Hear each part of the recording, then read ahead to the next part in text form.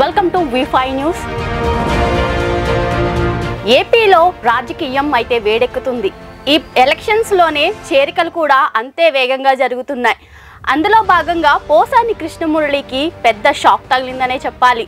అసలు విషయం ఏంటంటే వైసీపీ నేత సినీ నటుడు పోసాని కృష్ణమురళికి బిగ్ షాక్ తగిలింది. వచ్చే ఎన్నికల్లో వైఎస్ఆర్ కాంగ్రెస్ పార్టీకి ఓటు వేయమని ప్రచారం చేస్తున్న పోసానికి ఆయన కుటుంబ సభ్యుల నుంచే ఒక ఓటు టీడీపీలోకి వెళ్ళిపోయింది. పోసాని కృష్ణమురళి సోదరుడి కుమారుడు పోసాని యోగేంద్రనాథ్ తెలుగుదేశం పార్టీలో చేరారు.